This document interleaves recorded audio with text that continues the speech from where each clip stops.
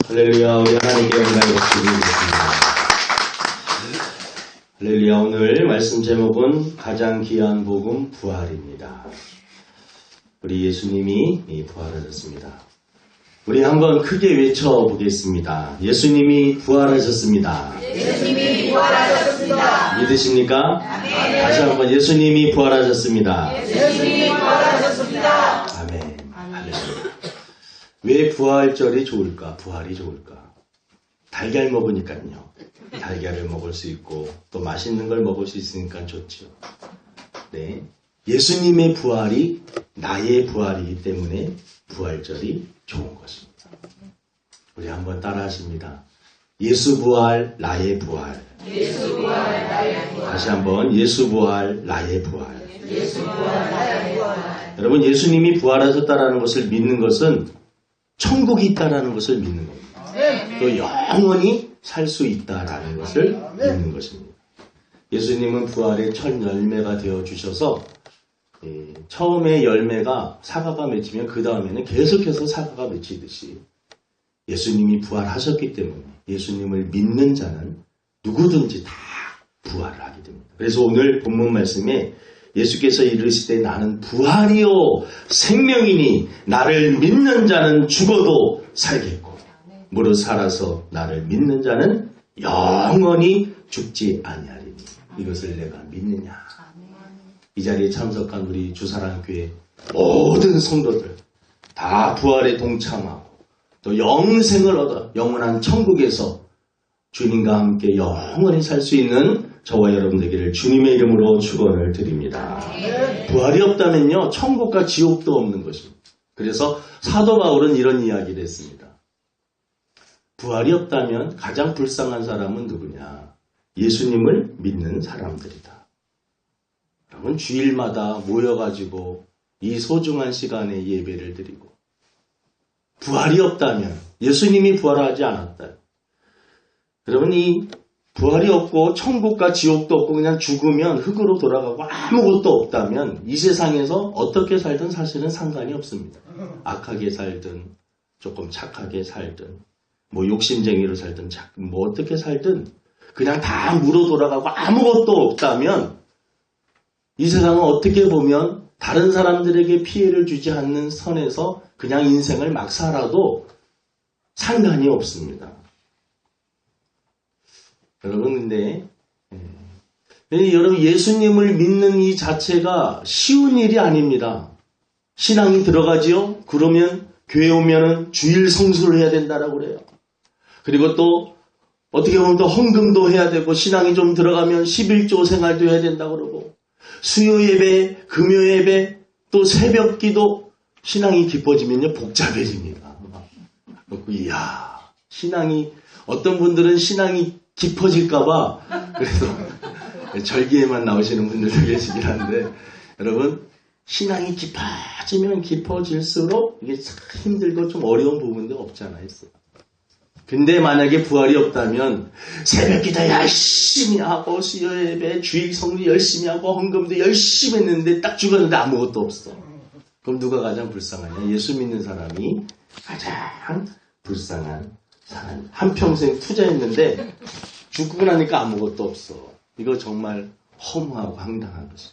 근데 여러분 하지만 성경이 말한 대로 성경이 말씀하신 대로 정말 예수님이 죽었다가 다시 살아나셨다면 그리고 천국이 있고 지옥이 분명히 있다면 어떻게 되느냐? 정반대의 것입니다. 정반대의 것입니다. 제가 너무 소리를 지르는 그렇잖아요. 우리에서 아기 울음소리가 우리 귀에서 몇 년 만에 들리는지 모르겠어요.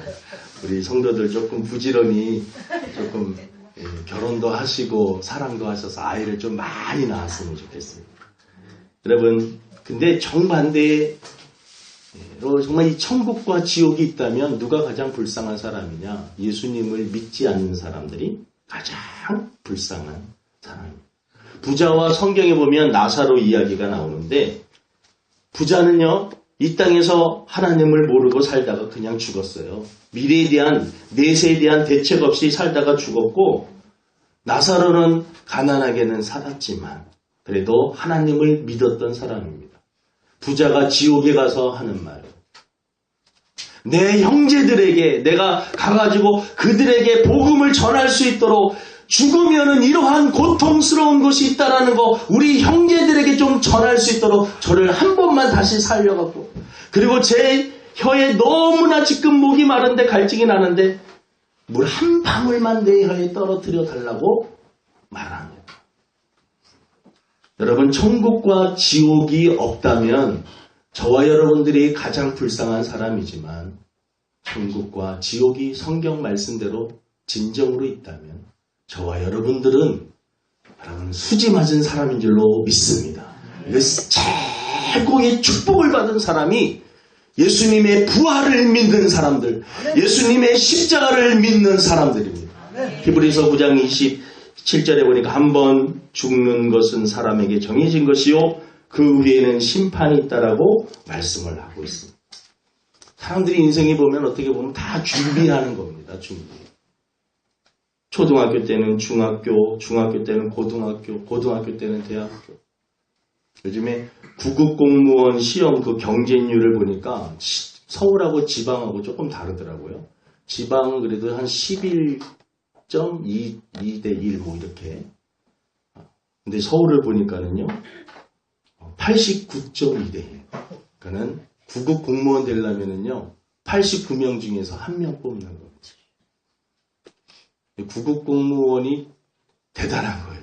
그러니까. 요즘에는 고등학교 수석으로 졸업한 애가 대학 안 가고 실질적으로 구급 공무원 합격했다고 막 기뻐하는 그런 뉴스도 보았습니다. 인생이 여러분 대학교 나오면 취업 준비하죠. 취업 준비 이제 어느 정도 됐으면 이제 결혼 준비하죠. 결혼했으면은 이제 또 자녀를 하면 자녀 키울 생각을 해야죠. 자녀 또 결혼시켜야죠. 그러면 또 노후 준비를 해야죠. 정신없이 뭔가 준비하고 살다 보면 인생이 훅 가버립니다. 뭔가 인생을 행복을 찾아서 막 찾아갔는데 계속해서 초등학교 때는 중학교 가면 된다. 중학교 때는 고등학교 가면 된다. 고등학교는 대학교 가면 이제 다 되는 줄 알았는데 대학 들어가자마자 1학년 때부터 취업 준비를. 취업 준비하면요. 승진 준비를. 우리나라 태어난 이상 죽으라고 뭔가를 준비하다가 가보면 그러다가 막 스트레스 받으면 병이 들기도 하고. 그러니까 열심히 뭔가 이 세상을 위해서 살기 위해서는 최선을 다하여 살지만 결국 우리가 정말 준비해야 될 저 내세, 천국에 대해서 우리가 준비를 못하고 사는 사람들이 의외로 많이 있다라는 것입니다.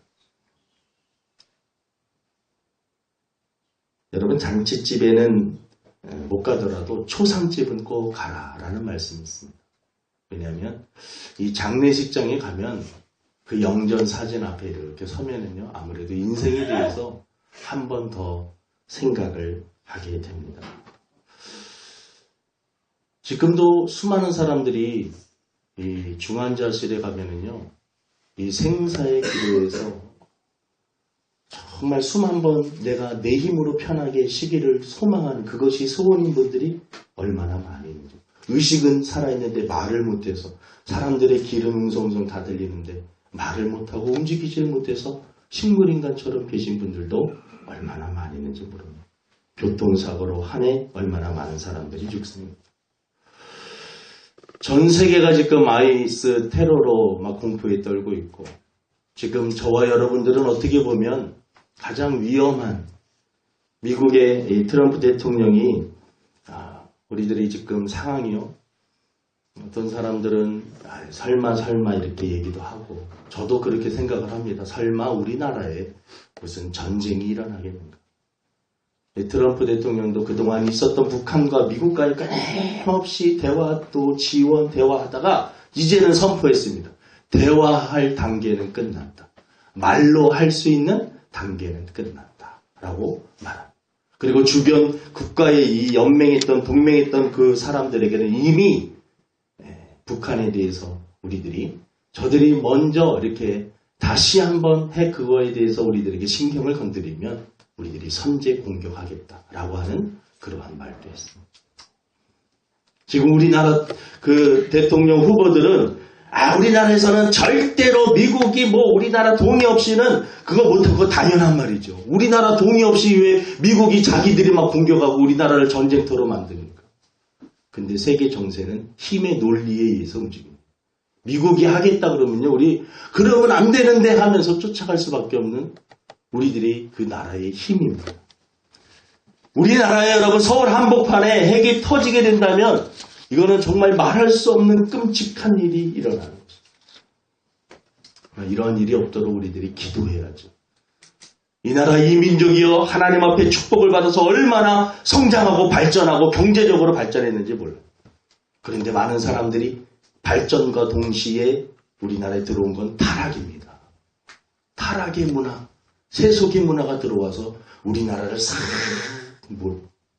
알게 모르게 하나님의 채찍과 심판.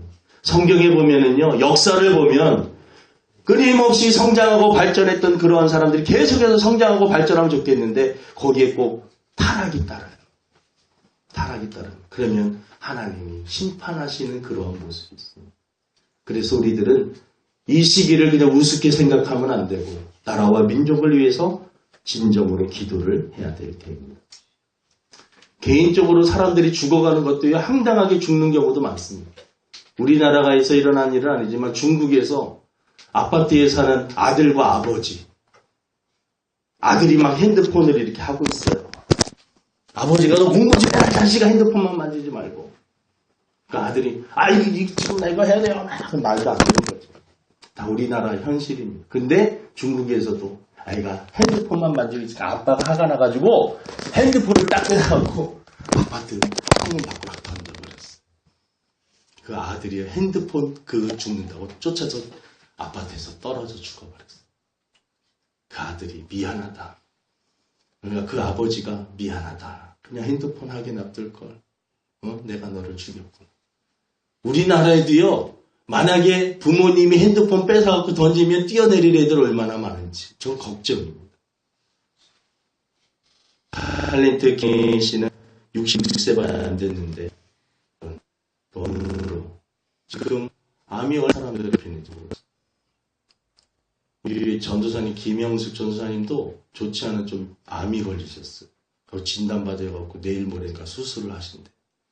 그러니까 이게 남의 얘기가 아니라 내 근처에 사는 사람들의 이야기가 되고 죽음이라는 것이 언젠가는 나의 이야기가 되고 내가 그 영전사진의 주인공이 될 수 있다라는 거죠. 죽음의 준비는 얼마나 하고 있느냐라는 거죠. 성경에 보면 영원한 천국 영생을 얻을 수 있는 방법을 성경에는 우리들에게 분명히 말씀해 주고 있습니다. 그것은 예수님을 믿는 것입니다. 하나님이 세상을 이처럼 사랑하사 독생자를 예수님을 주셨으니 이는 그를 예수님을 믿는 자마다 멸망하지 않고 영생을 얻게 하려 하십니다. 나는 길이요 진리요 생명이니 나로 말미암지 않고는 아버지께로 올 자가 없다라고 예수님이 분명히 천국에 갈 수 있는 길이고 영원한 생명을 얻을 수 있는 방법은 나를 믿는 길이라고 말씀했습니다. 다른 이로서는 구원을 얻을 수 없나니 천국의 이 영원한 이 천국에 들어갈 수 있는 유일한 방법. 천하 인간의 다른 이름을 주신 일이 없다라고 예수님 외에는 없다라고 말씀을 하고 있습니다. 도대체 예수님이 누구시길래 예수님을 믿어야지만이 구원을 받고 예수님을 믿어야지만이 천국에 가느냐. 성경에 보니까는요. 요한복음 1장 1절에 보니까 태초에 말씀이 계시니라. 말씀이 하나님과 함께 계셨으니 이 말씀은 하나님이시니라. 이런 말씀이 있어요. 태초에 말씀이 있었는데 말씀이 하나님과 같대지. 말씀이 있고 또 하나님도 계시대요. 근데 그 말씀이 또 하나님이래요. 이게 무슨 말이야. 말씀이 하나님과 함께 있었는데 그 말씀이 하나님. 요한복음 1장 14절에 보니까 말씀이 육신이 되어 우리 가운데 거하시매 우리가 그의 영광을 보니 아버지의 독생자의 영광. 말씀이 육신이 되어 이 땅에 오셨다라는 것입니다. 빌립보서 2장에 보니까 너희 안에 이 마음을 품으라고 그리스도 예수의 마음이니 그는 근본 하나님의 본체시나. 그분 자체가 하나님이셨다는 것입니다. 여러분 예수님은 이 땅에 오셔서 저와 여러분들의 죄를 담당하기 위해서 십자가에 못 박혀 죽으셨습니다. 그분은 그냥 평범한 이스라엘의 유명한 그러한 사람이 아니라 착한 말, 좋은 말 많이 했던 분으로 끝나는 것이 아니라 그분은 근본 하나님이셨는데 우리의 제 문제를 해결해 주시기 위해서 육신을 입고 이 땅에 오셔서 십자가에 못 박혀 죽으신 것입니다. 그리고 그분은 3일 만에 사망 권세를 이기시고 부활하셨습니다. 바울도 베드로도 부활하신 예수님을 만나고 나서는요, 인생이 완전히 바뀌었습니다. 바울은 원래는 사울이었습니다. 예수님을 믿는 사람들을 핍박하는 그러한 잡아다 죽이고 옥에 가두는 사람이었는데 부활하신 예수님을 다메섹 도상에서 만난 이후 그는 오직 예수님의 십자가와 부활을 전하였습니다. 베드로도 여러분, 예수님은 여러분 십자가에 못 박혀 죽으셨는데 그분은 죄가 있어서가 아니라 저와 여러분의 죄 때문에 십자가에 못 박히신 것입니다. 그분은 3일 만에 부활하셨습니다. 그분을 믿으면 저와 여러분들도 부활하여 영원한 천국에서 살 수가 있습니다. 예수님을 믿으십시오. 베드로와 바울의 설교의 핵심 내용입니다. 여러분, 예수님을 영접하는 게 이게 상당히 신기한 거거든요. 사실은 사람이 뭐 죽었다가 살아나고 천국이 있다, 어떻게 보면 황당한 이야기일 수가 있는데 어떻게 이렇게 부활을 우리가 증명할 수 있는 여러 가지 방법이, 성경은 부활에 대해서 막 증명하지 않아요. 그냥 사실을 선포합니다. 예수님이 부활하셨습니다. 그냥 선포합니다. 너무나 확실한 것이기 때문에. 근데 부활에 대한 그 부활이 정말 사실일까? 우리가 한번 생각을 해봐야 됩니다. 부활이 정말 사실일까? 여러분, 근데 신기한 게 이 부활의 설교를 듣고 많은 사람들이 예수님을 영접한다는 거죠. 죽은 자가 살아났다라고 하는 이러한, 어떻게 보면 말도 안 되는 이러한 이야기가 믿어진다라는 것입니다. 부활의 선교 선포를 통하여서 성령님께서 역사하여 주심으로 말미암아 여러분, 많은 사람들이 부활의 설교, 십자가의 복음을 통해서 예수님을 영접한다는 전도의 미련한 방법을 통하여서 하나님은 하나님의 백성 한 사람 한 사람을 그 말씀을 듣게 하시고 그 사람들을 구원하신다는 것입니다. 여러분, 부활을 본 사람이 많이 있습니다. 그냥 어떤 사람이 한 사람이 보았대요라가 아니라 막달라 마리아 비롯해 여러 여인들이 보았고 11명의 제자들이 보았습니다. 의심 많은 돈 많은 예수님의 손가락에 이 손에 녹슨 못이 박힌 그러한 그것도 보았습니다. 이를 만져보았습니다. 성경에 보니까 엠마오로 가는 두 제자, 그들에게도 예수님이 나타나셨습니다. 그리고 나중에는 바울에게도 또 성경에 보니까 500여 성도들에게 나타나셨다라고 말씀하고 있습니다. 베드로와 요한 제자들이 고기를 잡고 있을 때 부활하신 예수님이 그곳에 가서 깊은 곳에 가서 그물을 던지라 했을 때 153마리의 고기를 잡은 것이 나왔는데 그것도 예수님을 부활할 때 부활하신 예수님을 제자들이 본 것입니다. 여러분, 부활은 역사적인 사실인 줄로 믿습니다. 또 부활이 여러분 사실인 이유는 제자들이 변했다라는 거예요. 성경을 잘 읽어보면 예수님을 따라다녔던 사람이 예수님이 십자가 지니까 제자들이 다 도망갔어요. 베드로는 예수님이 없다라고 부인했습니다. 어떤 여자아이가 저 사람도 예수님 쫓아다녔던 사람인데 앞장섰던 사람인데 어디서 그런 난 예수님을 알지도 못하고 보지도 못하고 처음 보는 사람인데 하면서 예수님을 부인했던 사람이 베드로입니다. 제자들은요, 예수님을 쫓아다니면 예수님이 권력을 그리고 정치적으로 뭔가 다윗왕처럼 위대한 사람이 되면 한 자리씩 차지하려고 예수님을 쫓아다녔다가 예수님이 십자가에 지신다라는 소식을 듣고 자기도 죽을까봐 다 도망갔던 비겁한 그러한 자들입니다. 근데 여러분, 제자들이요, 부활하신 예수님을 만나고 오순절마가 다락방에서 성령 체험을 하고 난 후에 그들이 완전히 변화했습니다. 예수님의 형제 가운데 제자들이 야고보와 요한입니다.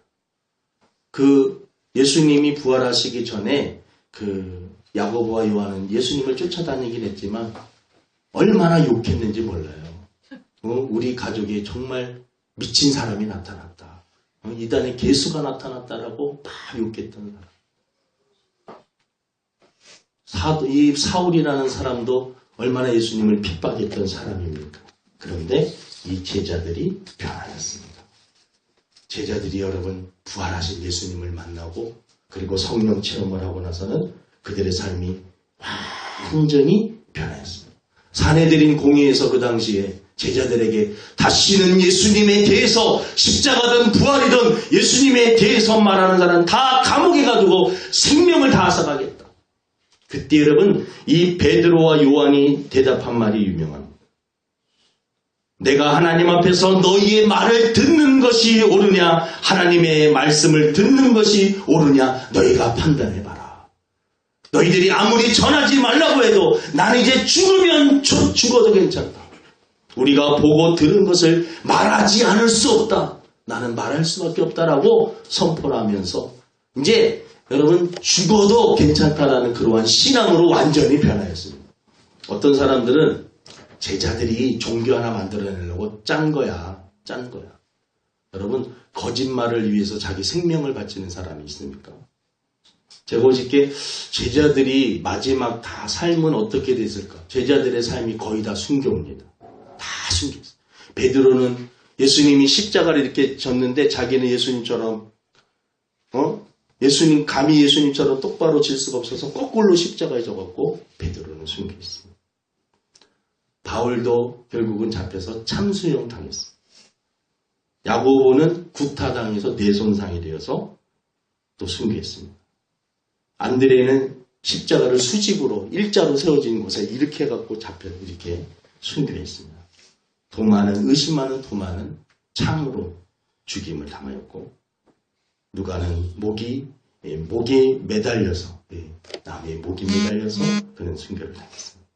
요한은 끓는 기름 속에 들어갈 뻔했지만 하나님의 은혜로 살아나서 반모섬에 가서 갖고 제자들 중에서 요한만 순교의 그러한 자리에서 건짐을 받고 반모섬에서 요한계시록을 기록했지.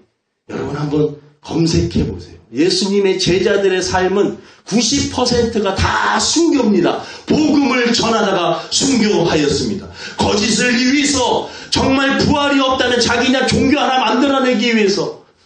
여러분 왜 그런 연기를 합니까? 그냥 드라마가 아닙니다. 제자들은 처음엔 도망갔다가 뿔뿔이 흩어진 비겁한 자였지만 예수님의 부활을 보고 성령을 체험하니까 천국이라는 곳이 있구나, 영생이라는 곳이 있구나라는 것을 너무나 확실하게 갖고 되어서 그 예수님을 우리가 전하다가 죽어도 우리들에겐 저 영원한 예수님처럼 다시 부활할 수 있다는 확신이 있었기 때문에 그들은 순교할 수가 있었어요. 제가 총신대학원 이렇게 나왔는데 총신대학원 산 뒷산에 이렇게 가보면요. 산 하나를 넘으면 100주년 기념관이 있습니다. 순교 기념관이 있어요. 순교 기념관에 딱 들어가 보면 큰 사진이 하나 있어요. 엄청나게 큰 사진. 그 사진에 보면 뒤에는 수많은 이 성도들이 있는 거고 앞에는 작두에다가 목 잘린 그러한 순교자의 여러분 우리나라의 복음을 전하기 위해서 선교사님들이 들어오셔서 생명을 걸고 여러분 복음을 전하였습니다. 하늘의 밀알이 땅에 떨어져서 죽어서 많은 열매를 맺는 그분들이 그렇게 할 수 있었던 일은 그 순교 기념관 보면요 1층부터 가면 장로님, 권사님, 목사님들 순교하신 분들 그런 분들이 얼마나 많아요. 한 분 한 분의 그 신앙이 위대합니다. 근데 그분이 그렇게 순교할 수 있었던 이유는 다른 게 아닙니다. 바로 부활에 대한 확신, 천국에 대한 확신이 있었는 줄로 믿습니다. 여러분 부활은 예수님이 죽기 전에 예수님이 다시 살아나실 것을 예수님 당신이 말씀하셨어요. 너희가 이 성전을 헐라 내가 사흘 동안에 일으키리라. 예수님을 성전 모독죄로 그들이 이렇게 몰아갔던 이유도 성전을 헐어버리고 예수님이 3일 만에 다시 일으킨다라고 하는 그 말을 듣고 저건 성전 모독죄다. 자기가 하나님의 아들이야 저거는 신성 모독이다. 예수님을 신성 모독죄, 성전 모독죄로 이스라엘 백성들은 유대인들은 예수님을 죽이려고 했던 것입니다. 근데 예수님이요 성전을 헐고 내가 사흘 만에 다시 일으킨다라는 이 말씀 속에는 바로 예수님이 죽은 지 3일 만에 다시 부활하신다라는 이 내용이 있는 것입니다. 마태복음 12장에 보니까 요나가 밤낮 사흘 동안 큰 물고기 뱃속에 있었던 것 같이 인자도 밤낮 사흘 동안 땅 속에 있으리라. 그러니까 예수님이 당신이 죽고 난 이후에 3일 만에 다시 살아나실 것을 제자들에게도 말씀하였습니다. 마태복음 27장 62절 63절에 보니까는요. 주여 저 속이던 자가 살아있을 때 말하되, 그러니까 예수님이 말씀하시기를 어떻게 보면 내가 사흘 후에 다시 살아나리라 한 것을 우리가 기억하노라. 그러니까 예수님이요. 죽은 지 3일 만에 다시 살아나신다라고 제자들에게도 이미 다 말씀을 하신 것입니다. 여러분, 십자가 사건은 어느 날 우연히 생긴 것이 아니라 이사야 선지자, 예수님이 오시기 전에 800년 전에 살동했던 선지자가 그가 찔림은 우리의 허물을 인하며, 여러분, 그가 상함 우리의 죄악을 인함이라, 그가 채찍에 맞음으로 우리가 나음을 입었도다 라고 하는 이러한 말씀들이 예수님이 십자가 지실 것을 구약에는요 미리 800년 전에, 그리고 창세기 3장 15절에는 여인의 후손이 나와서 그 여인의 후손이 십자가에 못 박힐 것을 예언하고 있습니다.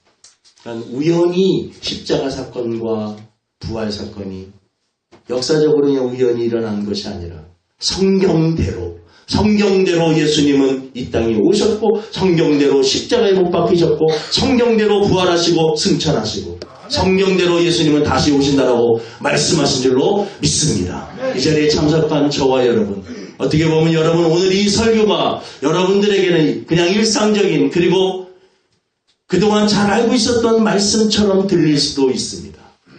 하지만 간절히 소망하기는 이 부활하신 그 예수님을 통해서 저 천국에 대한 확신을 가지고 남은 생에 나를 위해서 나의 죄 때문에 십자가 져주시고, 그리고 영원한 영생 천국을 선물로 주신 주님과 함께 남은 생애를 살 수 있는 저와 여러분 되기를 주님의 이름으로 축원을 드립니다. 기도합니다. 하나님 아버지,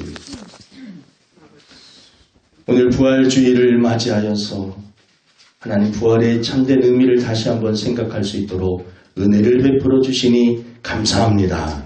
부활이 없다면 우리 믿는 사람들이 가장 불쌍한 사람일 것입니다.